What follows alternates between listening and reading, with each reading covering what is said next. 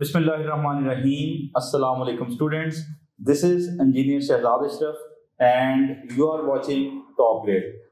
Students, हम लोग modern physics के यूनिट में एक और इम्पोर्टेंट टॉपिक जो है उसको कवर करने जा रहे हैं जो कि है कॉम्पटन इफेक्ट। इससे प्रीवियसली हम लोगों ने फोटोइलेक्ट्रिक इफेक्ट को इन डिटेल जो है वो स्टडी किया और आज के लेक्चर में हम लोग उसी जील एंड जीस के साथ we will try to cover the Compton effect.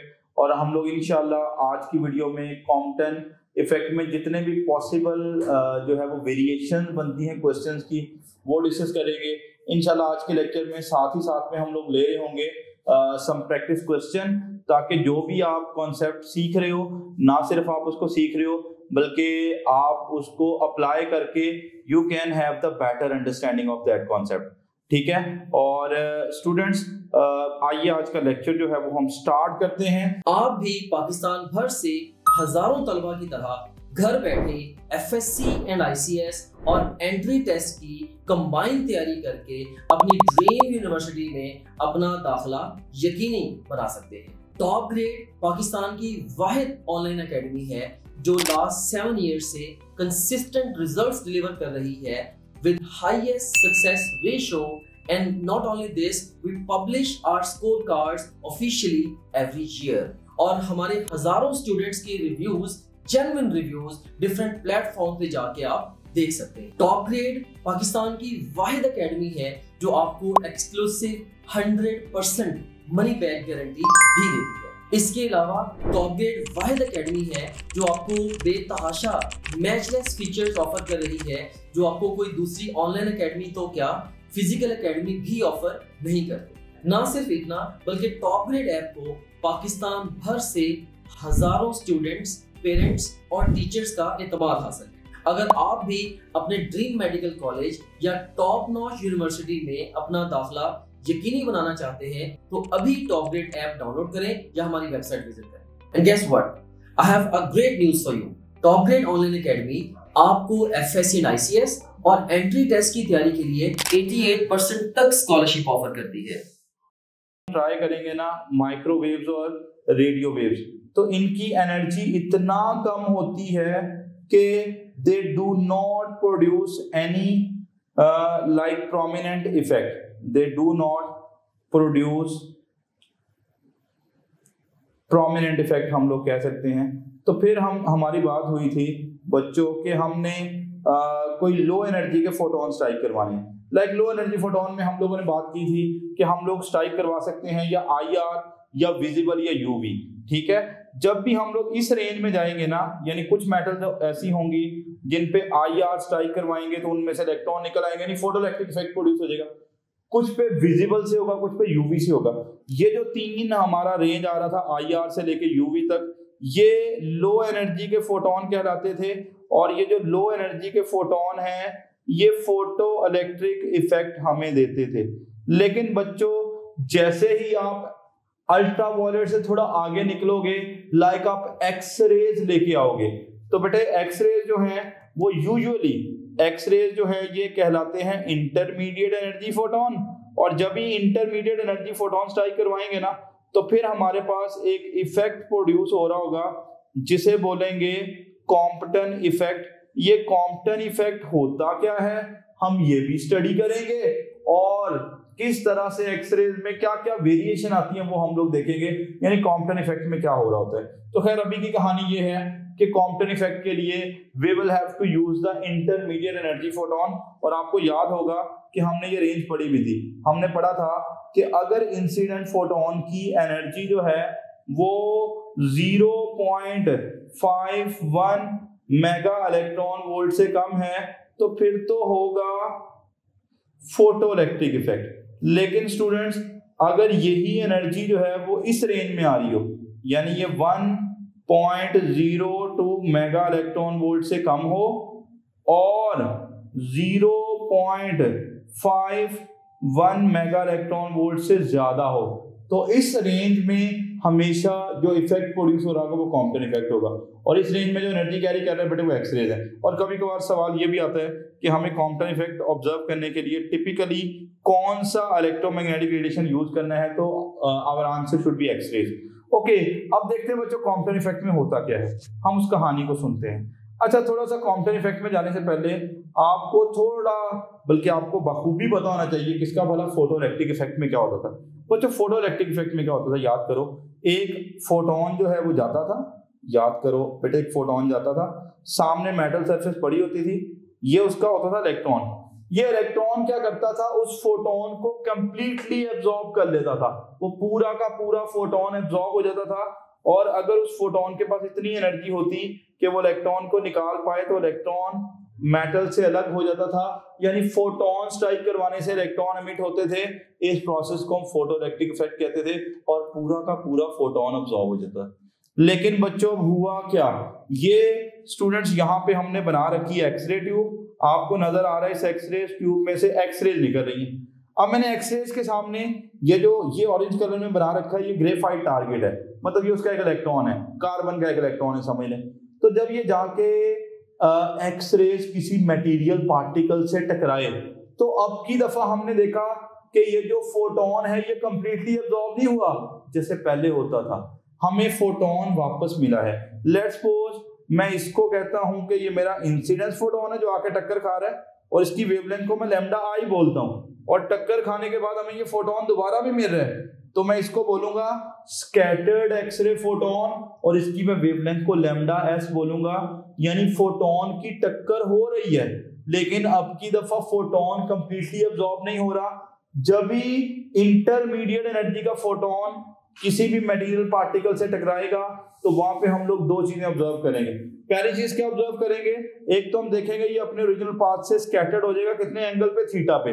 ये सीधा जा रहा था एक्सरेज, लेकिन अब ये बेंड हो चुका है, स्कैटर हो चुका है, कितने एंगल पे, थीटा पे। और दूसरी इंपॉर्टेंट बात कि इस फोटोन की वेवलेंथ भी बदल चुकी है। अब वेवलेंथ बदलने में मेरा आपसे सवाल है, बच्चों सोच के बोलो, सोच के बोलिएगा, क्या वेवलेंथ बढ़ चुकी है या कम हो चुकी है। अच्छा, अब कहानी बहुत आसान है। अब आपको पता है जब ये फोटोन जो है ये इस ग्रेफाइट के टारगेट से टकराएगा, तो टकराने के दौरान कुछ ना कुछ एनर्जी उसको ट्रांसफर करेगा ना, तो जब एनर्जी ट्रांसफर करेगा तो एनर्जी कम हो जाएगी। और आप लोगों ने पढ़ा हुआ है कि जो एनर्जी होती है वो और जो वेवलेंथ होती है वो, फोटोन की एनर्जी और वेवलेंथ का क्या रिलेशन है, इनवर्स। तो जब टक्कर हुई तो कोलिजन के दौरान इसने कुछ एनर्जी उस इलेक्ट्रॉन को ट्रांसफर कर दी, सारी की सारी नहीं, कुछ एनर्जी। तो जब एनर्जी कम हो जाएगी तो बच्चों वेवलेंथ क्या हो जाएगी, ज्यादा हो जाएगी। तो एक्सरेज का loosely bound electron of the graphite target से टकराने के बाद एक तो एंगल थीटा पे स्कैटर हो जाना, और एंगल थीटा पे स्कैटर होने के बाद उनकी वेवलेंथ का बढ़ जाना।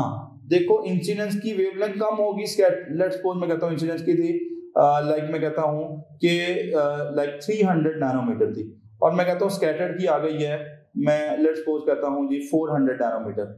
तो बच्चों स्कैटर्ड की वेवलेंथ बढ़ चुकी है क्योंकि एनर्जी कम हो चुकी है, तो वेवलेंथ का फर्क भी पड़ चुका है। तो वेव एक तो एंगल थीटा पे स्कैटर्ड हो जाना और दूसरा वेवलेंथ में चेंज आ जाना, बेटे इस प्रोसेस को हम बोलते हैं Compton effect. Let's have the definition of the Compton effect. When X-rays from the X-ray tube strike the loosely bound electron of a graphite target, then they are scattered at an angle theta। एक तो angle theta पे scattered हो गई, और दूसरा कुछ और काम भी हुए। एक तो हमने देखा उनकी वेवलेंथ बढ़ गई, और मैंने आपको कहानी समझाने की कोशिश की कि वेवलेंथ क्यों बढ़ गई, क्योंकि एनर्जी कोलिजन के दौरान कम हो रही। और बच्चों वेवलेंथ तो बढ़ जाएगी, लेकिन मुझे सोच के बोलो कि जब ये एक्सरे जो है वो उस इलेक्ट्रॉन से टकराएगा तो उसकी फ्रीक्वेंसी पे क्या फर्क पड़ेगा। तो मैंने बताया कोलिजन के दौरान ये कुछ एनर्जी इलेक्ट्रॉन को दे देगा।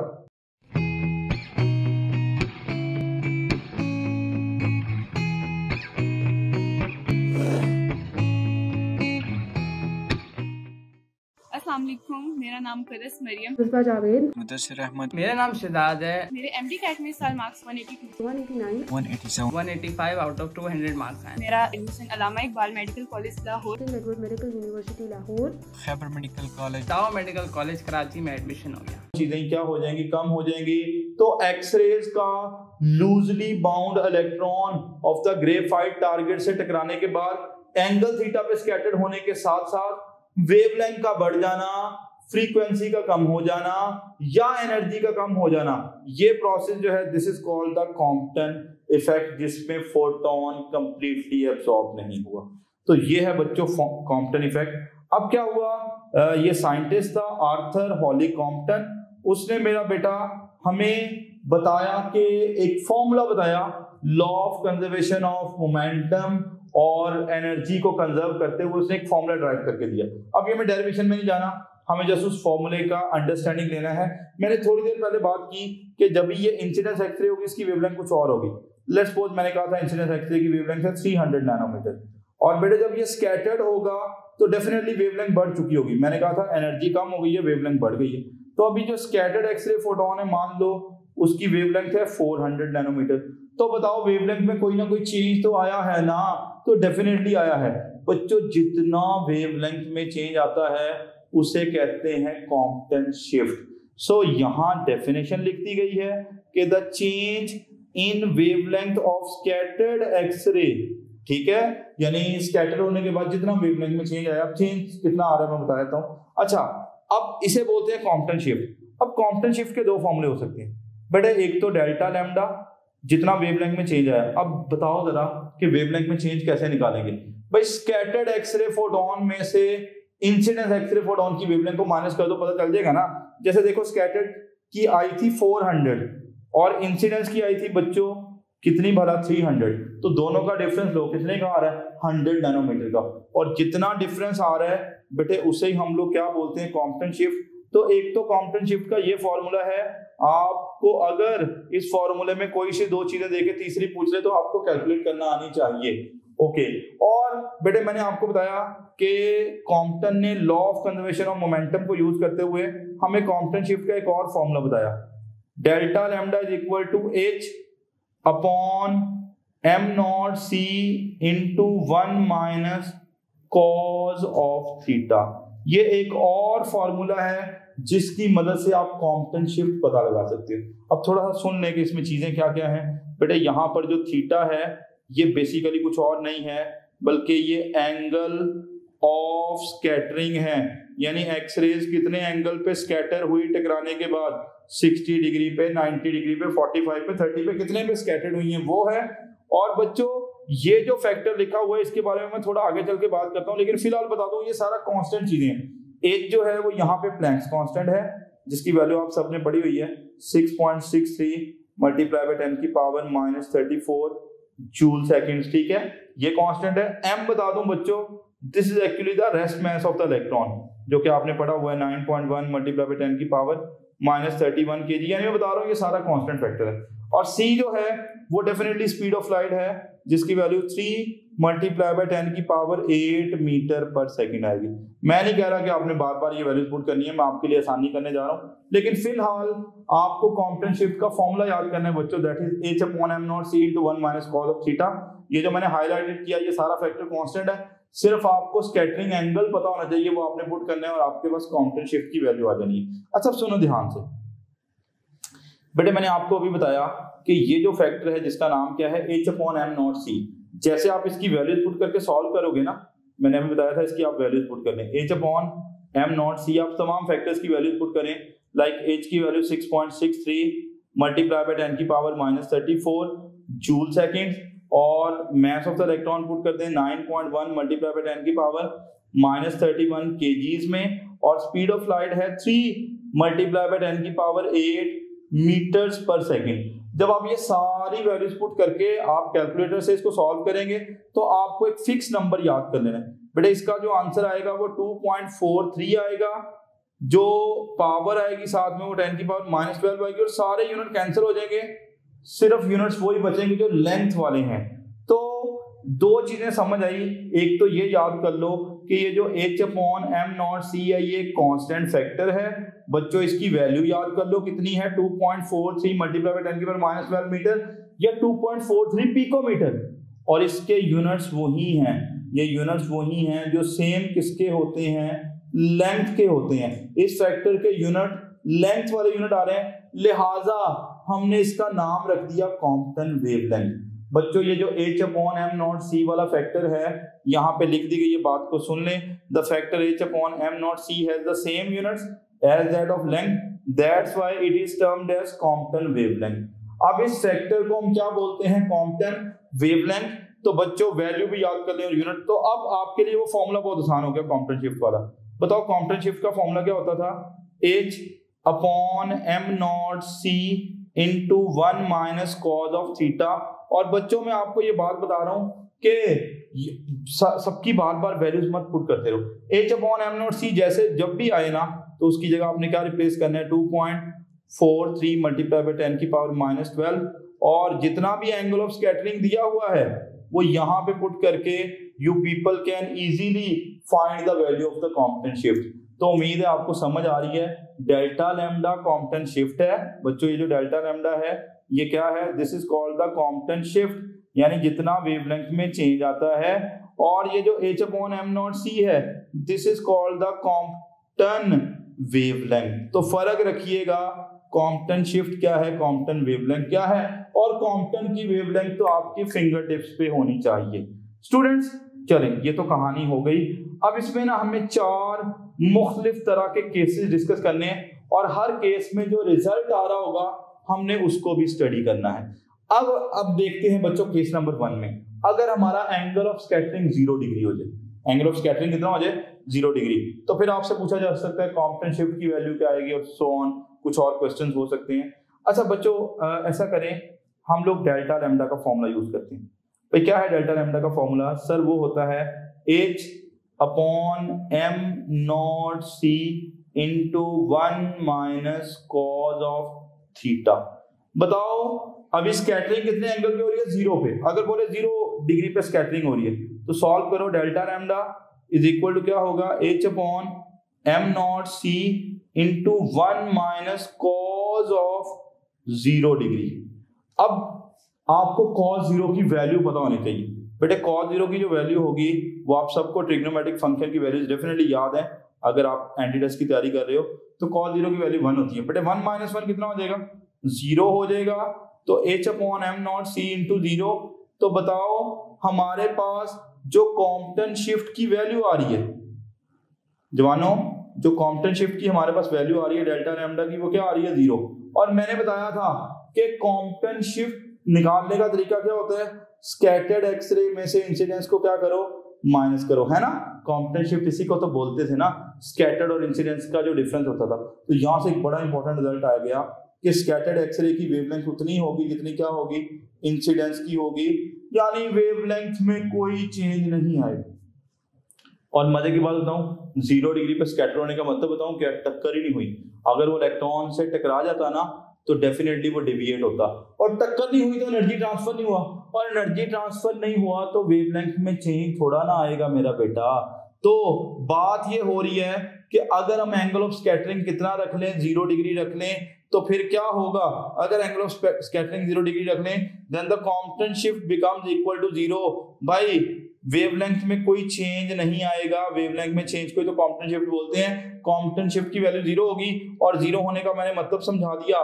स्कैटर्ड एक्सरे की वेवलेंथ उतनी ही होगी जितनी इंसिडेंस एक्सरे की वेवलेंथ होगी, यानी बात करने का मतलब टक्कर हुई नहीं। और मजे की बात बताऊं, ये कॉम्पटन शिफ्ट की कौन सी वैल्यू आ रही है? मिनिमम। देखो 0 वैल्यू आ रही है, 0 छोटी से छोटी वैल्यू।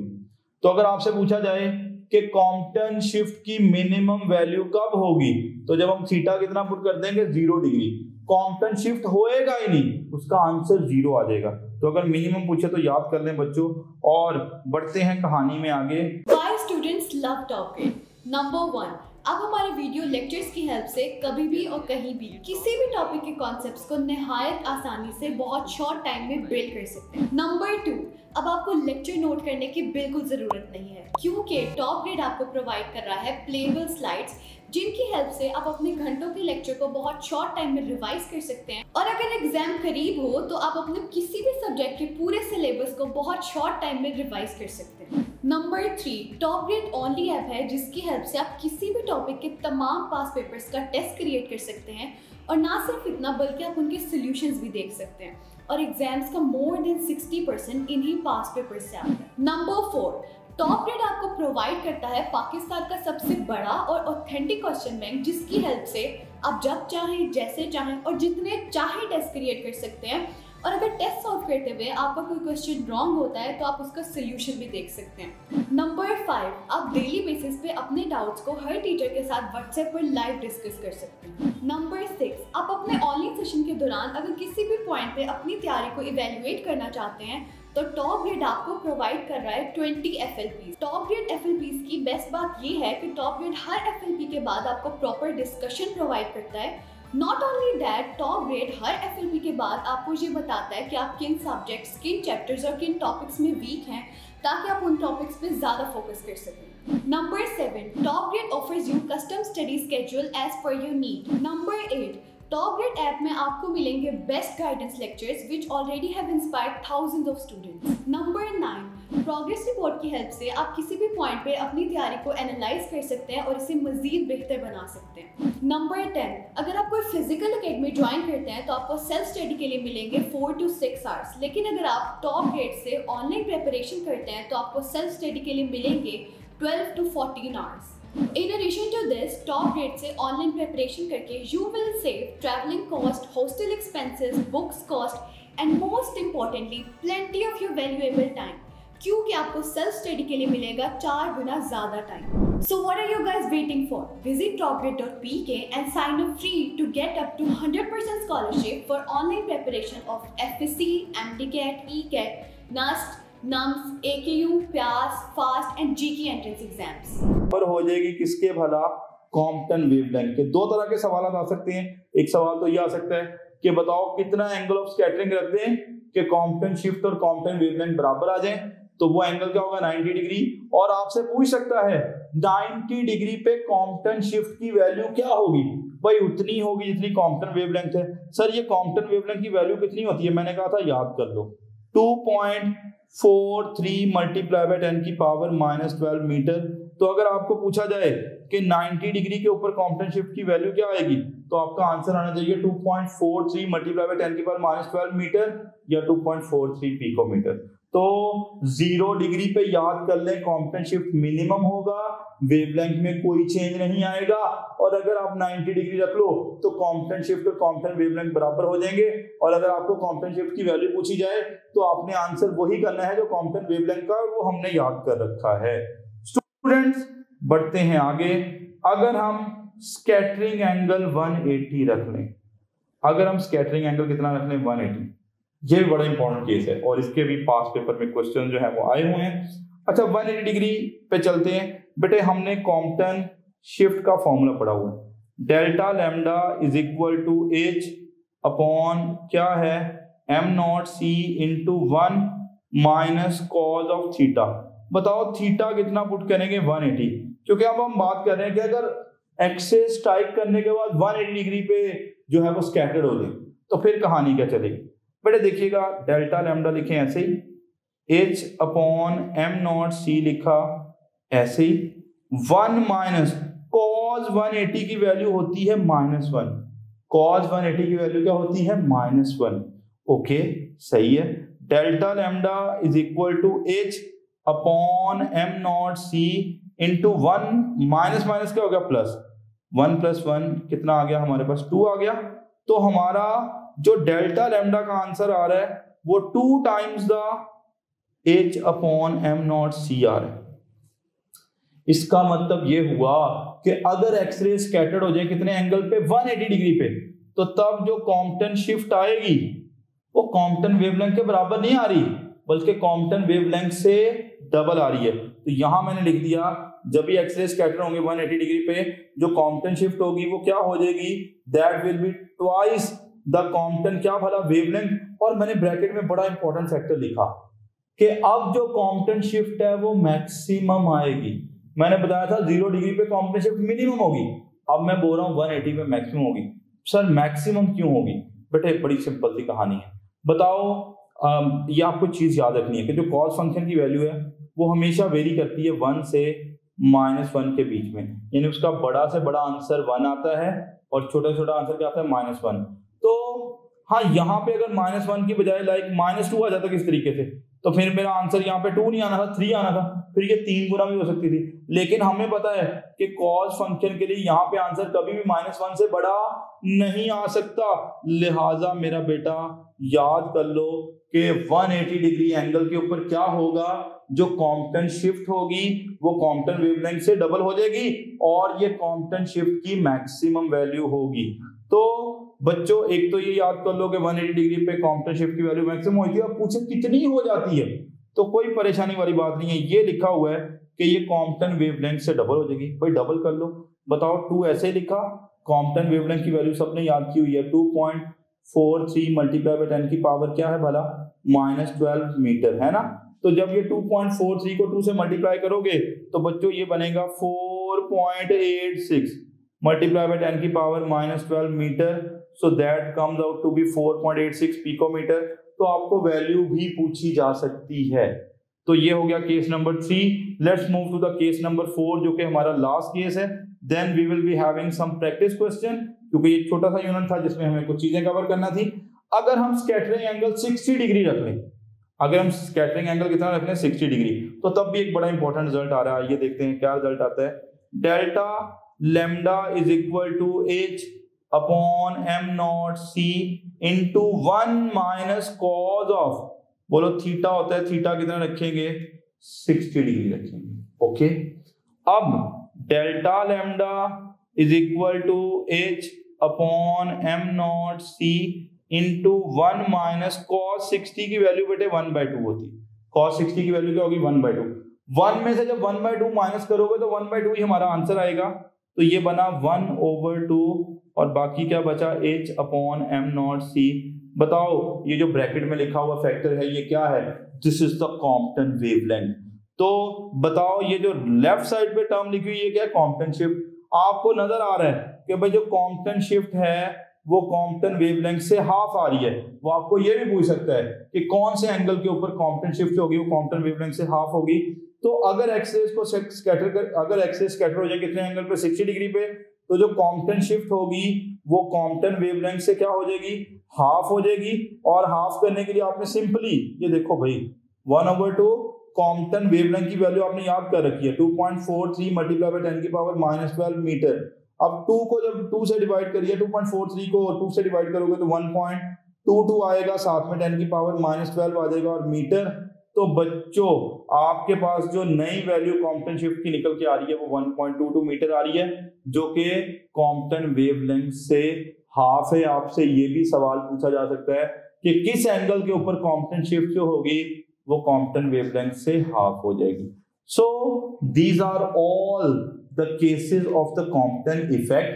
अब हम जल्दी जल्दी कुछ क्वेश्चन ले रहे हैं और उन क्वेश्चन से भी आपको कुछ चीजें अंडरस्टैंड करने में हेल्प मिली होगी। बच्चों आइए देखते हैं, पहले हम we will starting from the very basic question and then we will be moving to the advance level. तो अब कहानी ये चल रही है कि during Compton effect the wavelength of scattered photon. अब आपको सब चीजें याद होनी चाहिए कि वो जो स्कैटर्ड एक्सरे फोटोन है उसकी वेवलेंथ इंसिडेंस से ज्यादा, जो स्कैटर्ड एक्सरे फोटोन है उसकी फ्रीक्वेंसी इंसिडेंस से, सॉरी इंसिडेंट फोटोन की फ्रीक्वेंसी से कम, क्योंकि कोलिजन के दौरान कुछ ना कुछ एनर्जी दे दी थी, मतलब फ्रीक्वेंसी कम हो गई थी। और स्कैटर्ड एक्सरे फोटोन की एनर्जी इंसिडेंट एक्सरे फोटोन की एनर्जी से कम। तो अब वो पूछ रहा है वेवलेंथ के बारे में, तो बताओ स्कैटर्ड की वेवलेंथ ज्यादा होती है या कम होती है। तो during Compton effect the wavelength of scattered photon is greater than the incident photon. हाँ, फ्रीक्वेंसी पूछता अलग आंसर होता, एनर्जी पूछता अलग आंसर होता। What makes Top Grade Pakistan's most trusted online academy? Top Grade is offering its online preparation to more than 2 lakh students in 150 plus cities with a Google rating of 4.7 out of 5. Top Grade app की help से आप किसी भी physical academy के comparison में 10 times better preparation कर सकते हैं, वो भी 75% लेस फी में। Top Grade has produced more than 4,000 doctors, engineers and IT professionals. Now I will introduce you to our toppers. Meet Ramesh Salman from Islamabad. He has obtained 2nd position in MDK 2022, securing 196 marks out of 200. He is doing his MBBS from Aga Khan University. Meet Ghadia Waheed from Jhelum. She obtained 4th position in MDK 2022, securing 194 marks out of 200. She is a student of King Edward Medical University. Meet another top grader, Mehroz Ismail from Burewala. She secured 4th position in MDK 2020. She achieved an impressive score of 193 out of 200. She is currently studying at King Edward Medical University. Meet brilliant top grader Muhammad Ali from Sargodha. He secured a seat in NUST, one of the leading universities of Pakistan. अब मैं आपको मिलवाती हूँ माहीन खालिद से, जिनका ताल्लुक आज़ाद कश्मीर से है. She also secured her admission in NUST. You can also be our next topper. So what are you guys waiting for? Visit topgrade.pk and sign up free to get up to 100% scholarship for online preparation of FSC, MDCAT, ECAT, NUST, NUMS, AKU, PAS, FAST and GK entrance exams. Wavelength of incidence X-ray lambda I वो आपसे पूछ रहा है. अब इस question को कैसे solve करोगे, थोड़ा ध्यान लगाना पड़ेगा. स्टूडेंट्स, अब आपने अभी एक केस पढ़ा, आखिरी केस, 4th केस. उसमें हमने ये बात की थी कि अगर स्कैटरिंग एंगल कितना हो जाए, 60 डिग्री हो जाए, तो बच्चों जो कॉम्पटन शिफ्ट होती है वो हाफ हो जाती है किससे भला? कॉम्पटन वेवलेंथ से. याद है आपको ये बात कि जब भी हम स्कैटरिंग एंगल कितना रखेंगे 60 डिग्री, तो तब जो कॉम्पटन शिफ्ट होगी वो कॉम्पटन वेवलेंथ से हाफ होगी. और बच्चों ये मैंने डेल्टा लैम्डा ऐसे लिखा और यहाँ पे 1/2 लिखो और कॉम्पटन शिफ्ट की वैल्यू आपको पता है 2.43 मल्टीप्लाई बाय 10 की पावर -12 मीटर. और मैंने कहा था इसका हाफ करो, बट इसको 2 से डिवाइड करो. आप जैसे इसको 2 से डिवाइड करोगे ये आएगा 1.22 और साथ में 10 की पावर क्या आएगा? -12 मीटर आ गया. ये तो बेटे वैल्यू आ गई किसकी भला? कॉम्पटन शिफ्ट की. अब जरा सोच के बताओ और अक्लमंदी का मुजाहरा करना कि कॉम्पटन शिफ्ट क्या होता था जितना वेवलेंथ में चेंज आता है. अब वेवलेंथ में चेंज कैसे निकालेंगे भाई? वेवलेंथ में चेंज निकालने के लिए हमें पता है सर कि वेवलेंथ में चेंज मालूम करने का तरीका होता है स्कैटर्ड में से इंसिडेंस को माइनस कर दो, क्योंकि स्कैटर्ड की ज्यादा होती है. तो हम लोग लिखते हैं लैम्डा, डेल्टा लैम्डा की जगह लिखते हैं लैम्डा एस माइनस लैम्डा आई. और हमारी डेल्टा लैम्डा की वैल्यू कितनी आ रही है बेटे? 1.22 मल्टीप्लाई बाय 10 की पावर -12 आ रही है. अब देखो बच्चों, यहाँ पे स्कैटर्ड की वेवलेंथ दे रखी है और इंसिडेंस की पूछी हुई है, तो बेटे इंसिडेंस को उधर ले जाओ और इसको इधर ले आओ. मैथमेटिक्स का फंडा है सारा, आपको सॉल्व करना पड़ेगा. जब ये लैम्डा उधर जाएगा तो माइनस था तो प्लस हो जाएगा और ये इधर आके माइनस हो जाएगा. स्कैटर्ड पहले ही था और ये वाली टर्म यानी 1.22 मल्टीप्लाई बाय 10 की पावर -12 इधर आके क्या हो गया? माइनस हो गया. अब वो आपसे इंसिडेंस की पूछ रहे हैं, स्कैटर्ड दी हुई है, बट स्कैटर्ड की जो वैल्यू दी हुई है वो पुट कर दो. देखो क्या दी हुई है? 0.04 एंगस्ट्रॉम. ये बड़ी अच्छी चीज है, 0.04 एंगस्ट्रॉम. बेटे एंगस्ट्रॉम बोले तो 10 की पावर -10 मीटर है ना.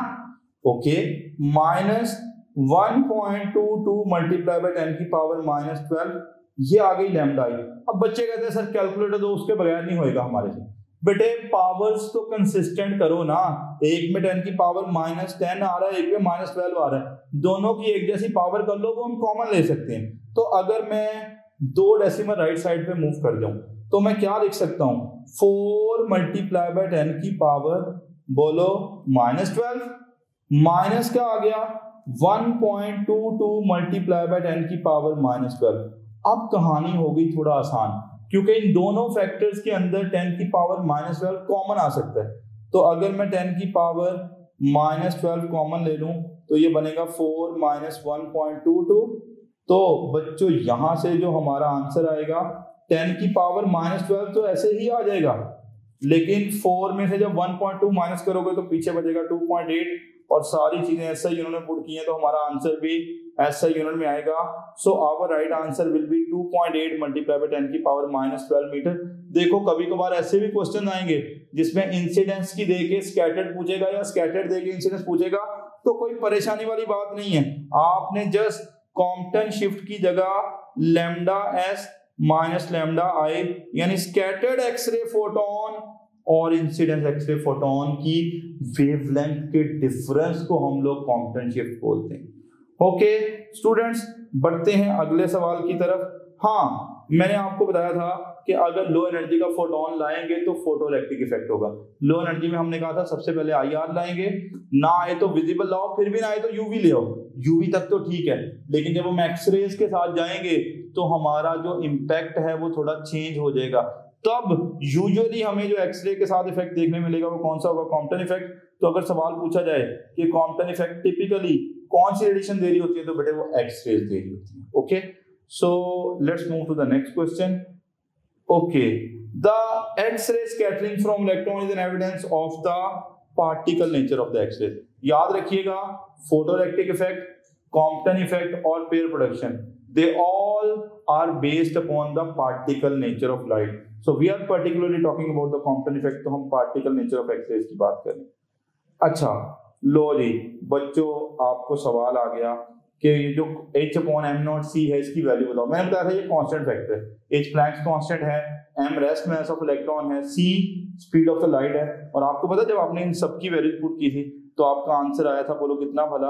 2.43 मल्टीप्लाई बाय 10 की पावर -12 मीटर। तो मैंने बोला -12 को पिको भी लिख सकते हो, तो ये वाला आंसर तो 40 तो सही लग रहा है, लेकिन अल्फा और बीटा भी सही है। कैसे सही है? पहले इसको नैनो में कन्वर्ट करो। मेरा बेटा मुझे ये बताओ कि अगर मैं 3 डेसिमल लेफ्ट पे चला जाऊं, बेटे जाओ जरा 3 डेसिमल लेफ्ट पे, तो एक तो ये 2 आया और 2 हमें क्या लगाने हैं? 0। तो ये बना 0.00243। जितना लेफ्ट पे जाओ उतना पॉजिटिव लिखना होता है। तो 3 डेसिमल लेफ्ट पे गए हो तो 3 पॉजिटिव करोगे, -12 में 3 पॉजिटिव करोगे तो -9 मीटर आ जाएगा। You can write it 0.00243 nanometre. 0.00243 nanometre alpha भी सही है, और अगर आप एंगस्ट्रॉम में कन्वर्ट करोगे तो बीटा भी सही आ जाएगा। वैसे भी 2 ऑप्शन सही हो गए, तो we will have to go with the all of these. Okay बच्चों, एक आखिरी सवाल हम ले रहे हैं। अच्छा सही है सर, इंसिडेंस फोटोन की वेवलेंथ देके स्कैटर्ड की पूछे, स्कैटर्ड की देके इंसिडेंट, लेकिन सर आपने कहा था फ्रीक्वेंसी भी तो चेंज हो जाएगी ना। और अगर वो फ्रीक्वेंसी का चेंज पूछे और फ्रीक्वेंसी की टर्म में फॉर्मूला पूछे तो फिर आपकी अप्रोच क्या होगी? सवाल पढ़ें, the correct expression for the change in frequency of scattered x-ray in the Compton effect is. अगर आपके एफएससी में मार्क्स अच्छे हैं और आपने हमारे वीडियो लेक्चर्स की हेल्प से अपने कॉन्सेप्ट्स को बिल्ड किया और प्लेएबल स्लाइड्स की हेल्प से रिवीजन की और हमारे क्वेश्चन बैंक में मौजूद 30,000 से ज्यादा क्वेश्चंस को सॉल्व किया और अपनी गलतियों से सीखा, तो आपकी ड्रीम यूनिवर्सिटी में, आपके ड्रीम कोर्स में आपकी सीट 100% सिक्योर है। So what are you guys waiting for? Visit topgrade.pk and sign up free to get up to 100% scholarship for online preparation of FSC, MDCAT, ECAT, NUST, NUMS, AKU, PAS, FAST and GK entrance exams.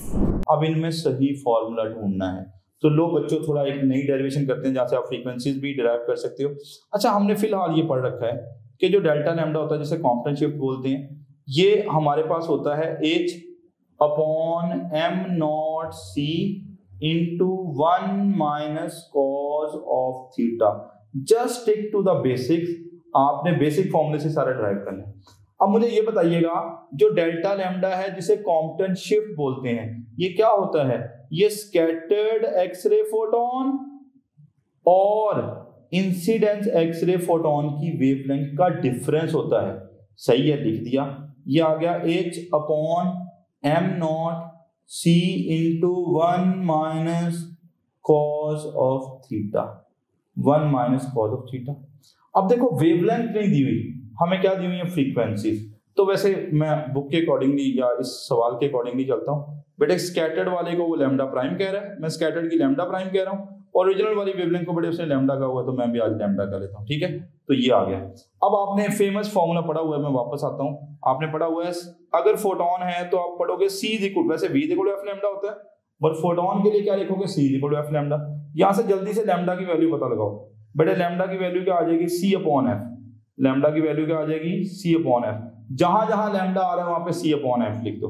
तो बेटे पहले lambda की जगह हम लिखेंगे C/f, लेकिन f कौन सा? प्राइम वाला, क्योंकि स्कैटर्ड की बात हो रही है। और यहां भी लैम्डा की जगह पे क्या लिखोगे? C/f, लेकिन f कौन सा? इंसिडेंस वाला। इज इक्वल टू क्या हो जाएगा? H/m0c into 1 - cos of theta। बेटे ऐसा करो, राइट साइड से सी कॉमन लो, और पहले कॉमन ले लेते हैं। चलो मैंने सी कॉमन ले लिया, क्या बना 1 upon F prime minus 1 upon F is equal to H upon M naught C into 1 minus cos of theta. बताओ ये सी दूसरी साइड पे जाके क्या हो जाएगा, डिवाइड हो जाएगा। सी को दूसरी साइड पे जाके डिवाइड करो, जैसे डिवाइड करोगे ये बनेगा 1 upon F prime minus 1 upon F. जब सी उधर जाके डिवाइड होगा तो एच अपॉन एम नॉट सी पहले था, सी के साथ एक और सी आएगा तो क्या आ जाएगा, सी स्क्वायर आ जाएगा, और 1 माइनस कॉस ऑफ थीटा। बस अब उसने इसको रीअरेंज किया हुआ है बेटे, वो नेगेटिव वाली टर्म को उधर लेके गया है, इस नेगेटिव टर्म को उधर ले जाओ तो आपका आंसर जो आएगा 1 over F prime is equal to 1 upon F plus H upon M naught C square into 1 minus cos of theta. तो ये हमारे पास फाइनल एक्सप्रेशन निकल के आया जो इंसिडेंस एक्सरे फोटोन और स्कैटर्ड एक्सरे फोटोन की फ्रीक्वेंसीज को रिलेट कर रहा है। और आई थिंक सो ये वाला जो ऑप्शन हमारे पास बन रहा है वो अल्फा वाला बन रहा है। So alpha is our right option. So student this is all about the Compton effect. उम्मीद है आपको आज का लेक्चर जो है वो पसंद आया होगा। इंशाल्लाह नेक्स्ट लेक्चर में हाजिर होंगे। Take good care of yourself. अल्लाह हाफिज। You can also download TopGrade app from Google Play Store or App Store. Visit www.topgrade.pk for more information. Contact the given numbers.